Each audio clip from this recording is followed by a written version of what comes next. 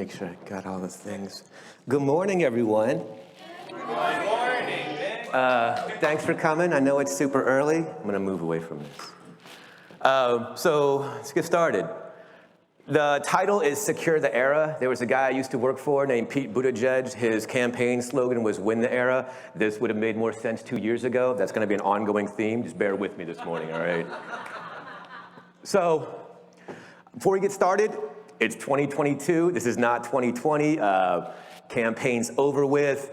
You know, like a lot of things, this is kind of dated information. We're kind of do a time capsule, but I think it's relevant now. It's relevant more so in 2 years. So, like me, like many things, it's so much cooler 2 years ago.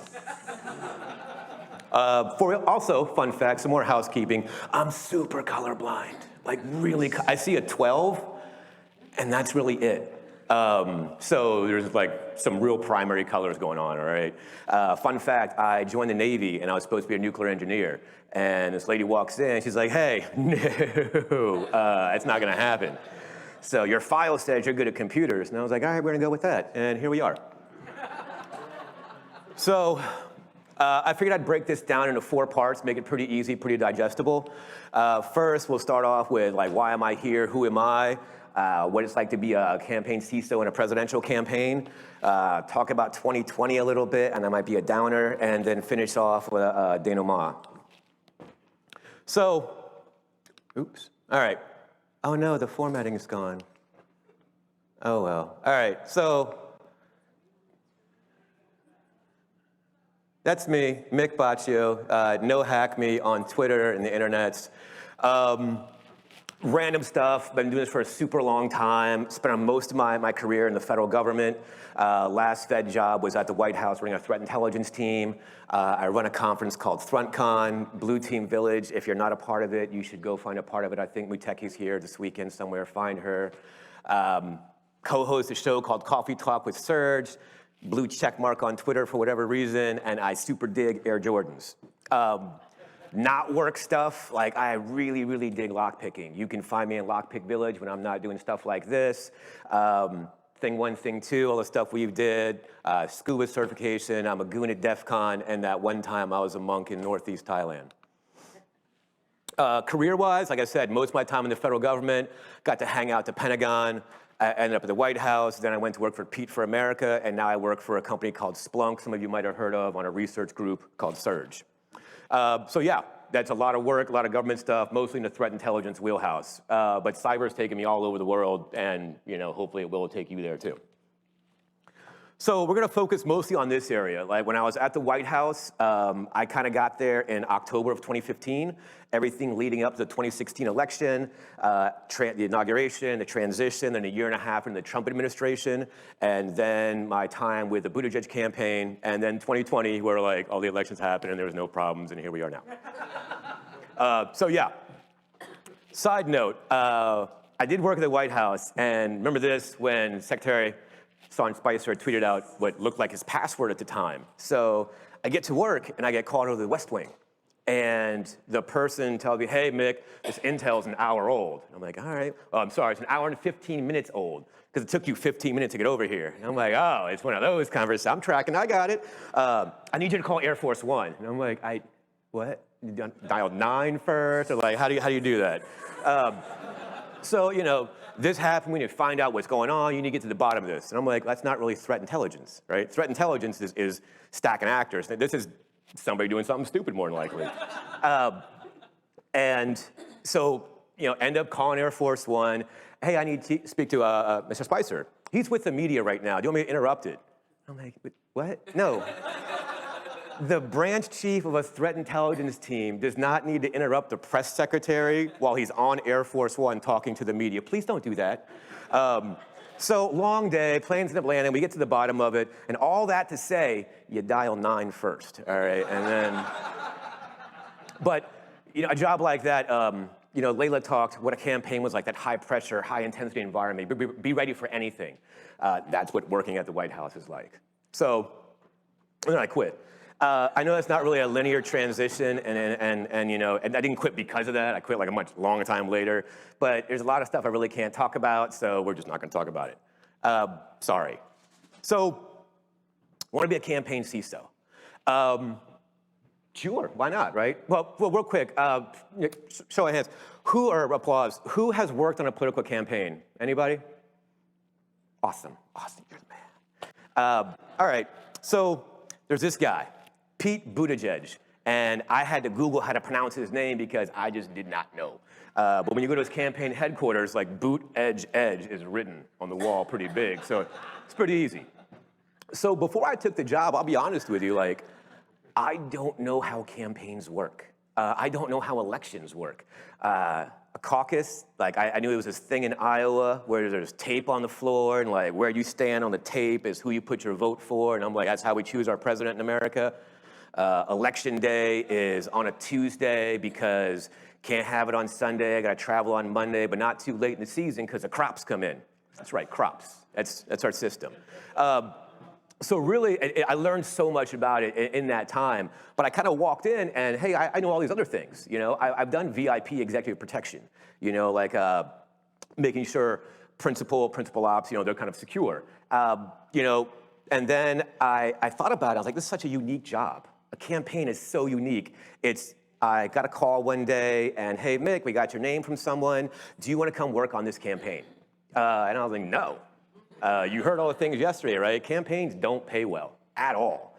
It's a very, very temporal job. Either you win or you don't, and anywhere along the line, you can get fired or you can just quit. You can not have a job anymore. So I was like, no, I don't want to do it. But then I had some friends like, hey, look, this is a really big thing. Like, you're the first person ever to do this. This job might not come around in 4 years. Like, all right, I guess I'll do it then. So I accepted, spent a long weekend, 4th of July out in Colorado with some friends, and then flew to South Bend, Indiana, which I had never been to. If you've never been to South Bend, like there's Notre Dame, we all know Notre Dame, right? And then there's the rest of South Bend. Did not know that. So it was a great, great place. So joining was nonstop since the entire time. Like, Leila's 100% right. It is super busy on a campaign. You're always working. So I was working there in July, went to DEF CON in August, and this article came out.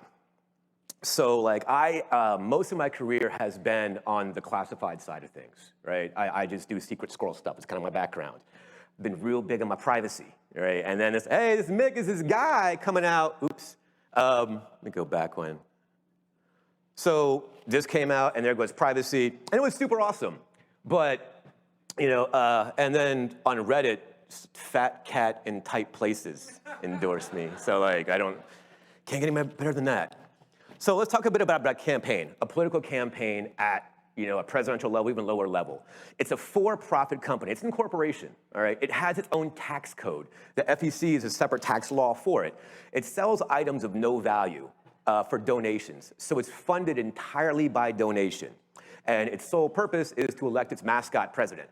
And I say mascot because, and it's not in a negative way for the most part, it's not a CEO, right? Your candidate is not the CEO of this campaign. It's completely detached.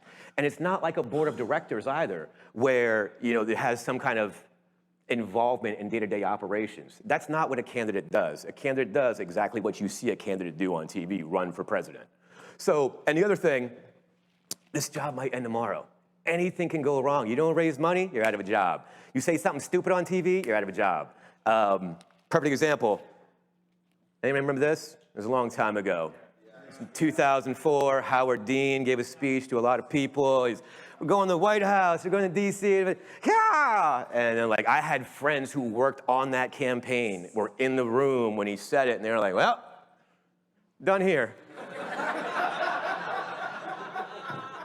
Fun fact about that. So some of you have seen the clip, heard the audio. The initial recording of it, his voice was not that scream.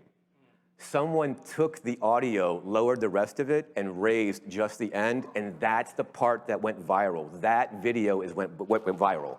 So, sorry, bro, what are you gonna do, right? So let's talk about campaigns in general. All right, so you have election infrastructure, your voting machines, your voting systems, everything like that, that's covered under the EAC. Influence operations, you see a lot about that now because, you know, it's the new hotness. So those are things that are covered under the Election Assistance Commission. Those are things that are covered under CISO's definition of election security. Campaigns aren't. There's no oversight. So, it's the distinction between these, I don't think, is made enough. Okay, there's no oversight in a campaign. So, all of you that work in the field now, who's ever been audited? Like, who knows what FISMA is or security scorecard? I know I made all of you sad just saying that, all right? I work on a campaign, I don't have to do that. I don't have to follow anything. And the problem becomes, because this is such a temporal job, is the juice worth the squeeze? And that's what you're gonna run into. Chip had a good point yesterday where it was, hey, you wanna be secure. We all want things to be secure. But when you impact operations, then it's not gonna let you do it. It just can't happen. So, that's a very, very big thing. So the other two, I don't know as well. I know cybersecurity, been doing it for so long. So, all right, let's do this. Let's put this in a campaign. What's that look like? Campaigns, generally, there is no security culture, right? 2016, we saw the things that happened with Hillary for America, with John Podesta, with the DNC, the D-Trip, everything like that.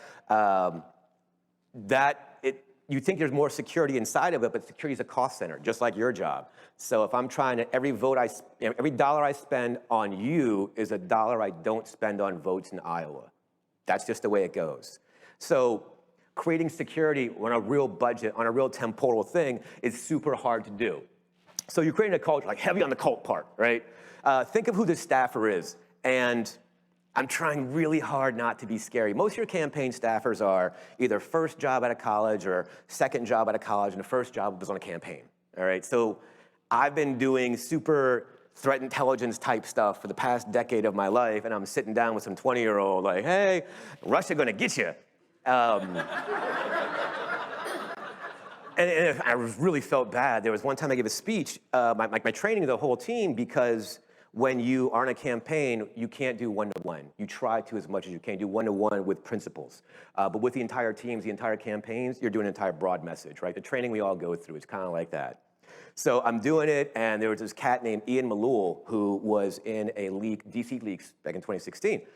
Talked about him a bit, and I was like, oh, that's my friend Ian. And I'm like, oh, no, I'm sorry, I don't mean to rag on your friend, but has he heard of multi-factor? Spoiler, he did not. So, when you talk about a campaign, all right, so a political campaign is a lot like a lot of businesses you work with now, but it's entirely different because each has its own fund and pillar. So you have principal ops.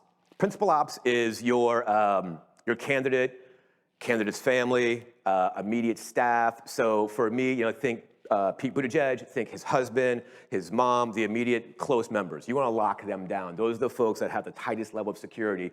Think of when you do a crown jewels assessment now, like your ring zero stuff you need to protect. That's what you need to look at first. After that, your policy folks. Policy folks are going to get targeted because if I want to know what your candidate is thinking, I'm going to steal their work. All right, that's just how it goes. Finance is the money, media, control the message. Investment, it's campaigns are really, money is so fast all the time. Think about how much money, you've seen this on the news, when a candidate raises $30 million in a month. All right, cool, we got $30 million. Well, no, actually you don't. The problem with that becomes when you go out in the vendor space, you're like, hey, I need to do this solution. Oh, we saw you had $30 million. You're like, oh, that's adorable. You think that goes to me. No, it's to Iowa votes. Data is the very, very big problem, I think, in all the campaigns we deal with every time. Data is a very, very nebulous ecosystem behind everything we'll get into. And again, they don't pay well. So you're not getting like the sharpest and brightest, you just get who wants to believe in this candidate and help them win. So each of these departments inside of a campaign has a security story, and your job, just like it is now, is to tell that story. So supply chain, we can't have a cyber talk without talking about supply chain, right? It's kind of our thing the past 2 years.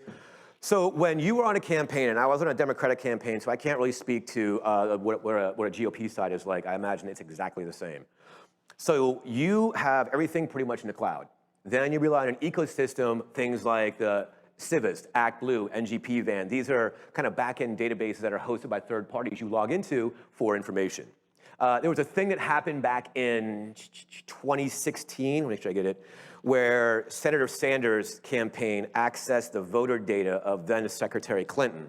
And if any of that, oh, you can't use this data for 2 weeks. So that was the penalty for it. But the problem becomes, this information, when you download it from these vendors, if that gets out, it's kind of on you. If that data is manipulated, it's kind of on you. If one of these vendors gets compromised, that's a downstream effect. So I'm sure we've all seen things like that in our day jobs. So canvassing data, that's also a really, really big thing. That's your door knockers, trying to get folks to vote through real targeted demographics that you're going for every day.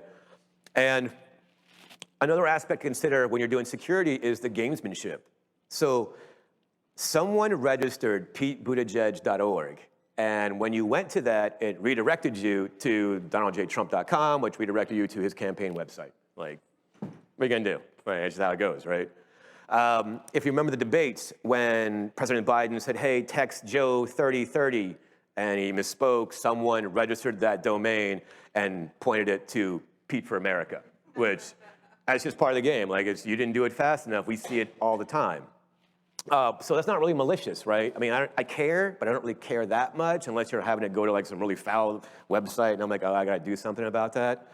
And then it becomes important, your relationships with those cloud providers, with those registrars, because we've all tried to take down a domain. How long does that take? Is it an hour? Is it a day? Like, we don't have that kind of time in a campaign. So spoof domains, like this is something we all know way too much about. Run DNS twist on Pete for America and let me know what comes back. When I did this, there were 525.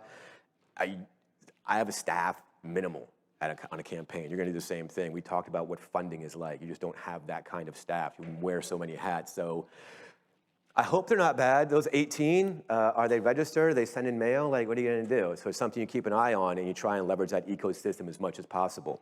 But like we all know, nothing happened bad from a spoof domain ever. So we're good, we're good.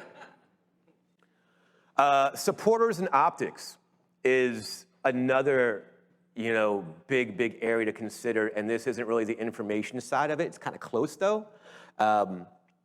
Your people that are supporters of your campaign, you don't want to piss them off, right?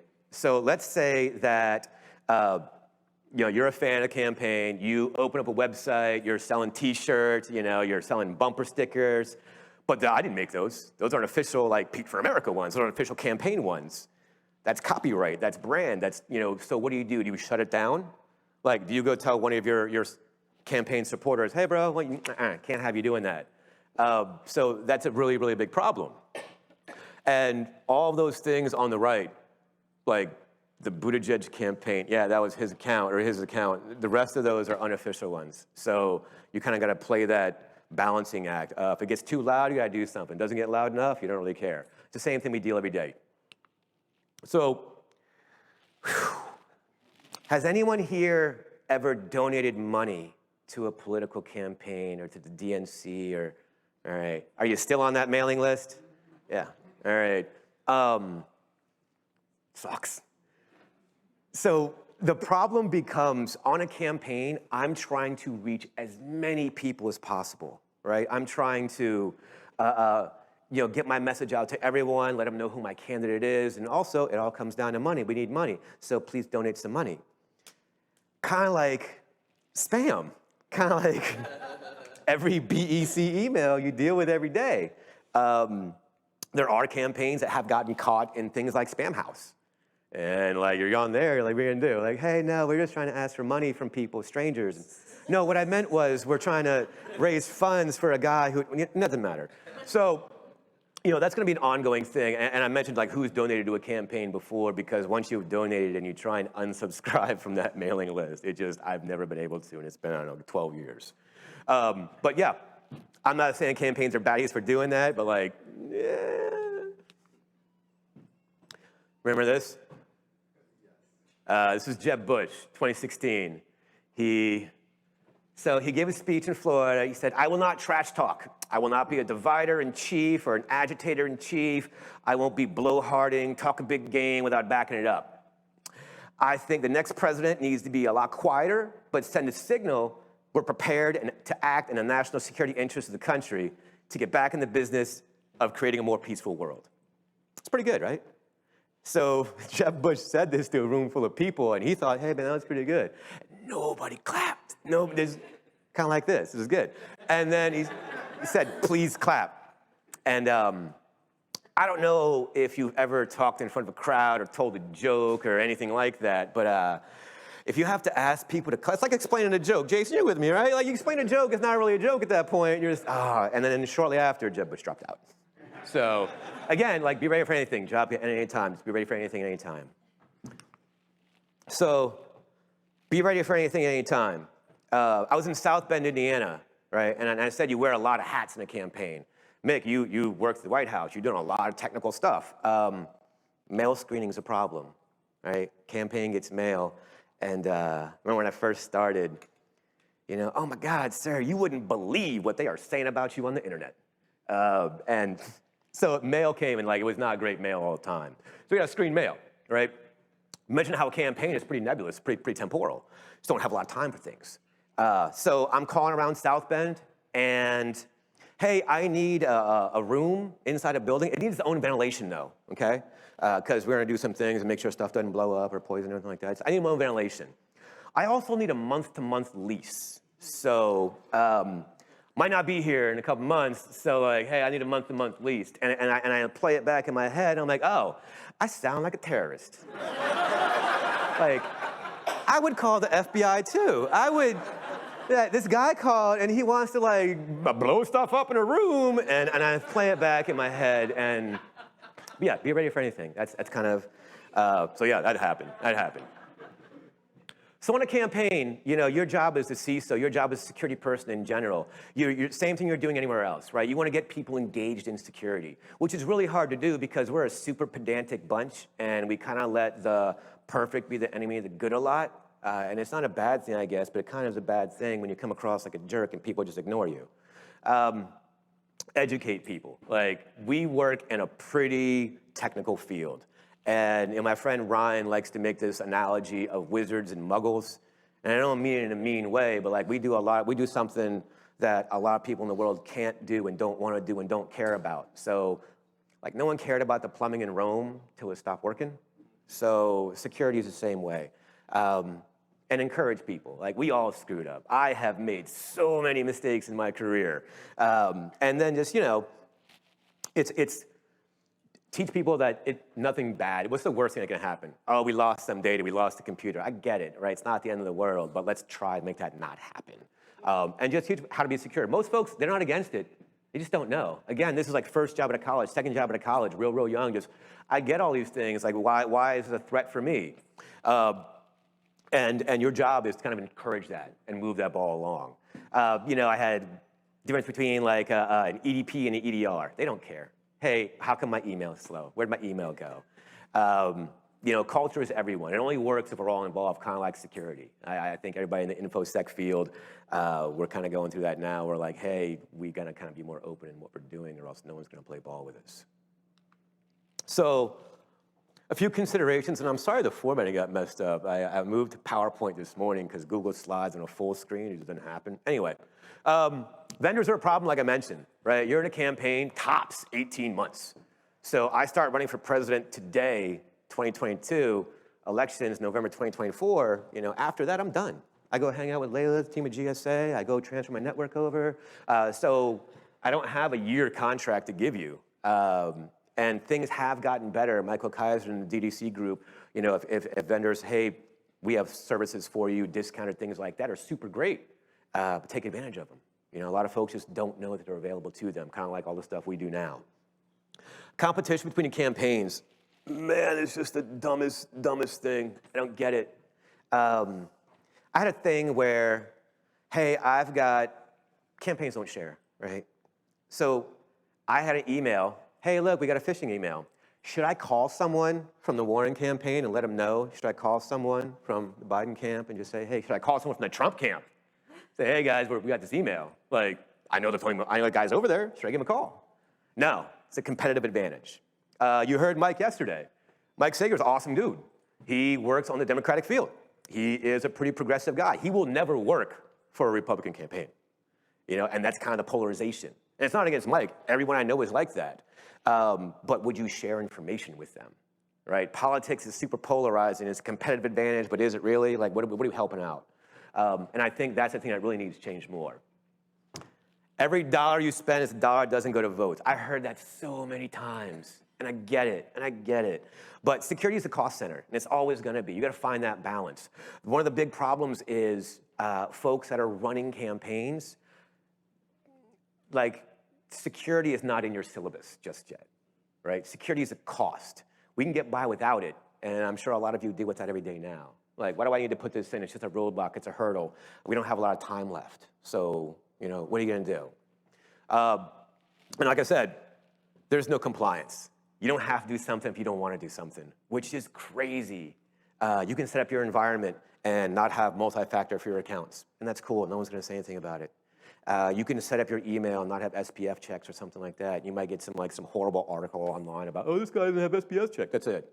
Like no one's gonna, there's no fine, there's nothing like that at all. Your ATO is not gonna get revoked. So it's really up to you how good you wanna make it. And therein lies the problem. You can make it really good, you just gotta get involved. And what's your bar? You mentioned yesterday the Belfer Center playbook that came out of Harvard after 2016. If you haven't read it, go read it. I think it's fantastic. I also think like security doesn't have a bigger role in it as it could, as it should. But I'm a security guy and super biased, right? So what do I know? And again, security is likely one of the hats you're gonna wear. And most campaigns, like I was a CISO, I was the only one. After I left out, Biden camp picked up Chris DeRussa and kind of went from there, right? Security guy is also usually the IT guy, also usually the data guy. You just know computers, so you do all the things on the back end. That's just your job in a campaign because, look, we're operating lean here. We're here for a couple months. We're here for a good time, not a long time, I guess the phrase. Just, you're here to win. And after that, if you know how to do something, I'm gonna take advantage of it. Oh, you speak Spanish. Okay, look what we're doing now. Oh, you speak Russian. Oh, look what we're doing now. Just take advantage of your staff members, which I think is actually really good. It gives you a chance to let people shine in an area they might not normally because they just didn't know they were able to. So, but at the same time, you kind of get overworked, you're super stressed, you're just super, super busy all the time. I'm gonna quit. It's not a theme, I know, it kind of feels like it. I quit shortly before the Iowa caucus. Just a bunch of stuff, or like you can Google it. There was like a New York Times thing and Wall Street Journal article, and I quit, right? Like, I can't really talk about it too much, but I guess it's kind of a different conversation for a different day, a different talk. We've all kind of been in this there. There's some truisms we have in our career, things that kind of stick with you, right? Nobody takes care of you like you. That'll stick with you the rest of your life. And whatever job you have, whatever place you work at now, it's probably there before you, and it's gonna be there after you, all right? You are not irreplaceable. Things are not gonna shut down just because you left. And it's like an ego smack to say that to a lot of people. Like, I walked away from the White House. As a Fed, that's your dream job. So, and the White House is still running, shockingly, but the White House is still running, it's just, things are temporal. Just remember that in your career. So anyway, I quit. Along the way, I met a lot of really, really cool people. They didn't work in security, though. You heard some of the folks yesterday talk about professional political operatives. These are folks that work on one campaign ends, they go to another campaign. It's like contracting, but you don't really make money. I don't. And it's a lot of moving. It's like you work on a campaign, you work in the Buttigieg campaign. Hey, let's go to South Bend. Like, you're gonna go get an apartment in South Bend and leave what you're doing here. I don't think there's a lot of folks that can just kind of pick up and do that. I know I couldn't, and I don't think I'd want to. So, I think more folks that are in security and campaigns would be awesome. I think more campaign folks that were aware of security is where we would come in. So, all right, let's talk about 2020 a little bit. I don't really know what happened. So, like, is everybody comfortable? Like, it's hard to talk about politics without things getting political. And working on a campaign, it's super because like, hey man, I don't care about politics. I just work in security, and you try and keep that. Like you really try. Like I worked at the White House, first year and a half of the Trump administration. It's the chair, not who sits in the chair. And after a while, yeah, it's kind of who sits in the chair. So, the next part here, this is all my aperture, and yours might be different. And I'm not saying this is the way everything went down. It's just hard to really kind of recap everything without, causing a lot of strife and dissent. I'm not trying to one side's wronger than the other. It's just, So 2020, all right? When you look at what happened, it there was no hack, right? There was no DNC, D-Trip, things like that. It's normal election for the most part, as far as like the election process itself. Polarization is alive and well. I think we learned that a lot in 2020. For some people in America, it's exactly the outcome we expected. There's a whole lot of like, if it isn't the consequences of my actions. So, it's just a really, really weird election cycle this time, but there wasn't like nothing got hacked. Like there was nothing like a technical hack like in 2016. It was a different area this time. 2016, this is me, Inauguration Day, wild. Not as wild as this time, but like it was on par, I guess. I remember I was at the Capitol and a fight broke out. That's where I was looking. Like a fight broke out at the Capitol on Inauguration Day. Like, it's like a kegger. It's just wild. Just never seen, like I've been in the government for a long time and I'd never seen something like that. So 2020, I was like, oh yeah, that kind of tracks. Like, that time they brought grain instead of a keg, I got it. So it was different. It was still screwed up, super screwed up, but in a different way, which I guess is good. 2016, let's look at what we had, right? The D-Trip hack, the DNC, HFA, Guccifer, Anthony Weiner. Remember that guy? Remember like 2 days or a week before the election when FBI Director Comey came out and was like, hey, this guy has some emails on his laptop that weren't his, but it's cool. Like, that was a big deal. And of course, the whole email thing that like, whatever. 2020, there's a lot of technical poking. You saw like that weak sauce that Iran did, with like, IRGC is not really known for impact operations, it's more of an MOS thing. It's a whole different talk. But like, that's what we saw. We didn't see a campaign get hacked, or at least publicly know about it. And I think that's a really good credit to the folks at Google, folks at Microsoft, because that infrastructure is hosted there. Misinformation, disinformation, you got to admit it was a pretty big deal, right? There's a lot of that going around this time, like a whole big bunch. And COVID, like COVID changed the way campaigns are. Campaigns are big, like door-to-door knocking, right? Like, hey man, come vote for Pete. And if you knock on my door like the third week of March, I'm not gonna answer that door. So how does that work for a campaign? We're like, we need to go out and talk to people. We need to go to these primary states and go out and talk to people and, hey, get awareness for my guy. How does that work now? A lot of phone banks. And I think that changed forever. And COVID, everything leading up to the election, everything after is just wild. The response, the vaccine, that did have an impact on our election this year. I mean, 2 years ago, it's what happened. So 2024, what's that mean? I don't know. Like, I really don't. It could be awesome. It could be just like a fiddle playing in the background while I'm just do. And I know there's a bunch of stuff I'm leaving out, all right? Like, understand I spent most of my career, especially the 2016 election at the White House. So like I read a lot of classified stuff and I don't want to get arrested for saying something that's classified. Turns out.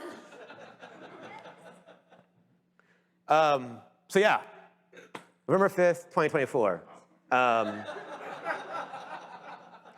Like I said, you're going to see a lot of folks campaigns spinning up now. Got about 18 months, got about a year and a half. Security is 24/7 thing. Normally a campaign is like 3 or 4 cats in a room, like, hey man, you should run for president. And that's literally how it goes. Spins out from there. Start getting your fundraiser. Security guy might come in, 8, 9 months down the road, if at all. So I guess what I'm saying is maybe you should run for candidacy, and if security is first, right? That's the way to do it. You should run. Oh, yeah. So, because I'm a nerd, because we're all nerds, we're gonna break this down in the ways, people, process, technology, right? That's what we break things down into. And there's always a wild card on the end. And I think it comes down to these areas here. When you talk about people, you talk about the disinformation. CISO kind of has something for that, where they're rumor central, election myth versus reality. I get all my news from Twitter and do my own research, so I'm good. I'm kidding. Don't do that. Don't be a dum-dum. This is like point people to this. This is the problem is, hey, this is the place where you should get your actual information from. It's gotten a lot better. But the weaponization of information is definitely not new.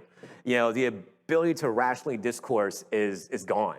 And I think part of the problem is, no one's gonna have a conversation like, oh, I really appreciate it. I've reviewed the notes you sent me. I read it, cross-referenced the notes, and I see your point of view now, and I'm a better person for it. And, nobody says that shit. Those aren't the conversations you're having. I wish they were. They're just not. So point people to a place where to get information from. If they don't want to go, they don't want to go. I can drag you to the water. I can't make you drink it. Voter fraud. So I kind of didn't want to put this in, but it's kind of a more and more big thing. I do a lot of, I work with a lot of voter lawyers, and I'm trying to understand it.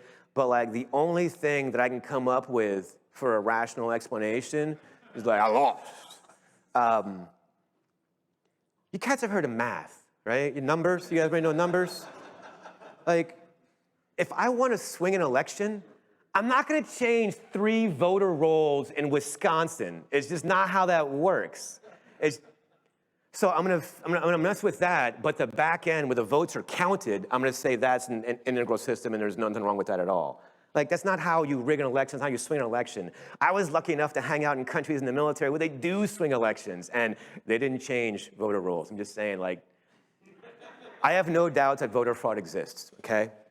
I also have no doubt that voter fraud does not exist at the scale it would need to actually swing an election, okay? It's not how math works. So, and again, you can't tell folks that because that rational discourse isn't gone. Hopefully it gets better. But yeah, if you can explain math to people in numbers, that'd be super good. So this was an FBI note that came out. Cyber actors, part of an ongoing campaign, attack the technology, hack the things. A couple, secretaries of state, election officials getting targeted. It happened, I want to say, October of last year. Sucks, right? It's midterms, but nobody cares about midterms, so I don't get why. So, and it's midterm elections getting targeted. I don't think we care enough about it, and it's weird because when you go back to 2018, same thing happened then. Midterm, senators targeted, campaigns targeted, elections, security is targeted. Again, midterms, nobody cares, so I'm gonna start calling him Bruno. So, road to a broken campaign, right? You're a security guy, your job is to keep that campaign secure, and I think these are kind of the big things that you're really worried about. Technical compromise, that is your nightmare. One of your systems getting locked up. On a campaign, fun fact, remember that part I mentioned, the egregious lack of oversight or compliance? So I would say 90 to 99.9% of your staff is using their own laptop, is using their own gear. Then it becomes a big problem. You want to install what on my machine? No. And to be honest, no, I'm with you on that one. I get that. It makes sense to me. So, again, goes back to buy-in, but that technical compromise, that's what your fear is. Proxy interference, we all know what that is and how bad that can be. As a CISO, you can't really do much about it, but you better be aware of it. You're a security professional, your staff is not. So a lot of the things that get into your head are gonna just kind of float around and echo back out. The oversight, it's a huge problem. And credibility, right? Once you screw something up, and this is internal or external, you gotta buy that trust back, right? We've all messed something up at work and all right, Mick, next time we're just gonna let somebody else talk and you can just sit back bench. But that credibility is super important because security is so new in the political sphere. Let's make it count. Let's make it do the right thing. But I think the biggest one's apathy. And I think that's a huge problem because all those things I mentioned, None of them change if we don't care, if we don't do anything, if we just sit around and bitch about it and like don't do something about it. And I get it's messed up, super messed up. But like, what are you gonna do? Like, we can sit around and complain about it, and I'm with you, but we'll get drunk, but like, it has to get better and we have to make it better. So let's wrap this up. How much time is there? Oh, look at me go. Okay. So which way did the momentum swing? I did like a whole bunch of like probability formulas, you know, I had like a Bayesian calculation in there and whether things were, anyway. There's a couple of things I think are different now, you know. Jen Easterly over at CISO is doing awesome work. They just picked up Bob Lord. If you guys don't know Bob Lord, if you talk to him for more than like 3 minutes, a hardware token appears. Doing super awesome work. Bob Lord's with the DNC in 2016, in 2020 rather, and the work he was doing there was so amazing. Like the DNC at 2016, we all know what happened. Bob and the team there are really responsible for kind of restoring that credibility. And you look at what they've done and where they were, it's super awesome. Yeah, free FIDO keys, you know, you mentioned Michael Kaiser here yesterday, DDC, that group. If you're ever thinking of going on a campaign, remember his number, remember his name. Those services that are available through that catalog are incredibly useful. The other one I found useful was DHS has a services catalog they offer. You know, hey, we'll do some vulnerability scanning, we'll do some phishing tests. Like, we didn't see eye to eye on that, but like, it's fine. But they'll do it for free. And if you're in a campaign, you got no money, like that's what I need, free stuff. I need all the free stuff you're gonna give me. But I think it all comes down to this dumb phrase, right? You ever heard this before? All politics is local. And I didn't know what it meant. Like everybody in the campaign said it, and I was like, oh, thank you for that, that's super helpful.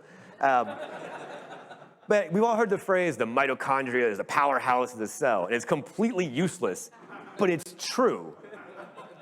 And that's what this is. It's completely useless fact, but it's true. If we don't start locally, nothing changes widely. So, you know, go vote. Your vote does count. In DC, not you so much, but like, sorry, but you know, elect somebody, maybe it'll change. It's not gonna change, but go vote. Real quick, you know, it's having your vote heard counts. DC, sorry about that, but like, true. Show of hands, like, who is registered to vote? Everybody here registered?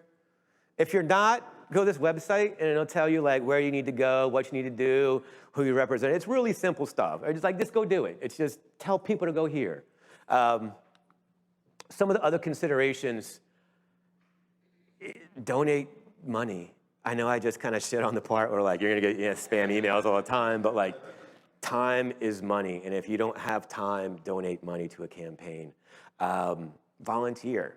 You know, we all live somewhere. There's a candidate running. And I don't mean on a presidential campaign. There's probably a congressman or a senator or even local.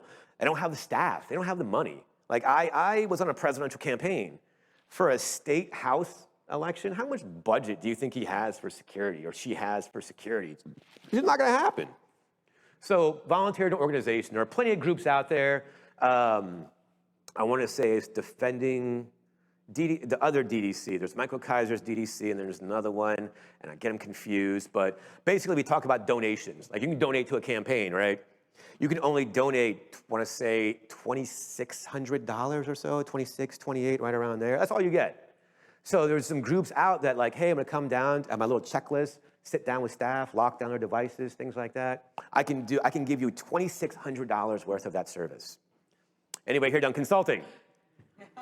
Is that like, what, 10 minutes? Cup of coffee, maybe? Just, like, what are you going to get out of that?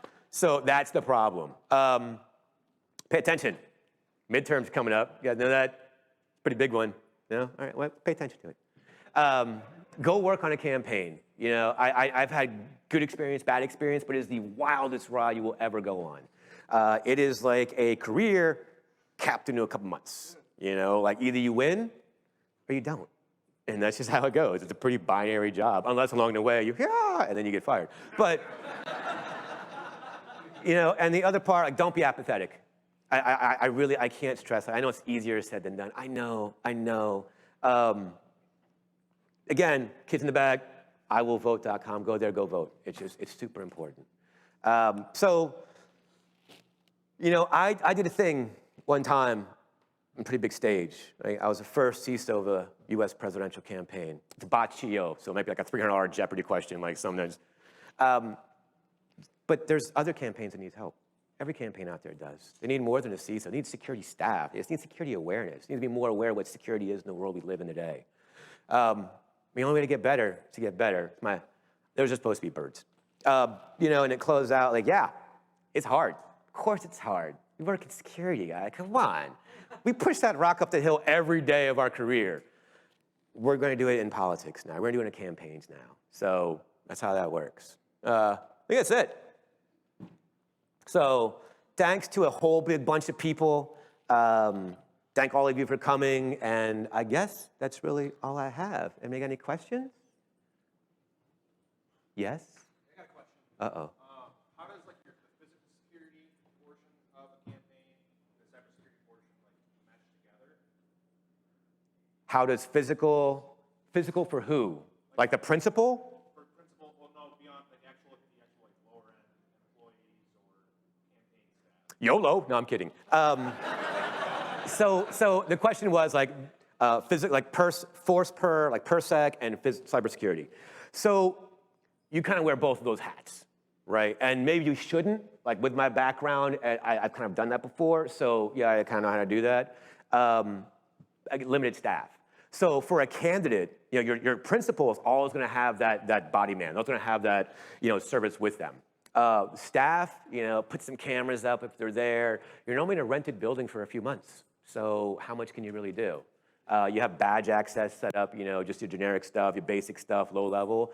But you're going to put in what you have time for, what you have budget for, and kind of what you're allowed to do, right? Because, hey, we're doing numbered pins on every door in the building. Yeah, man, that's not going to happen. We don't have time for that shit. We got.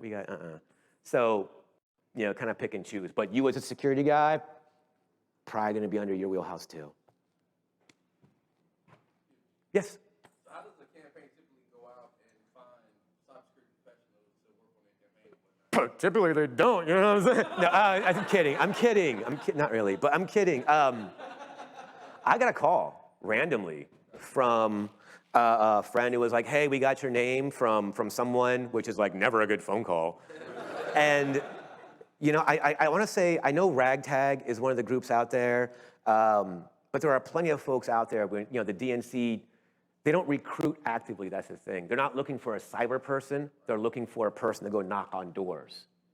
So go knock on doors and they say, I also know computers, and then you'll kind of wear that hat as well. You'll make the same money, right? But then you'll just do the more work, that's how that works.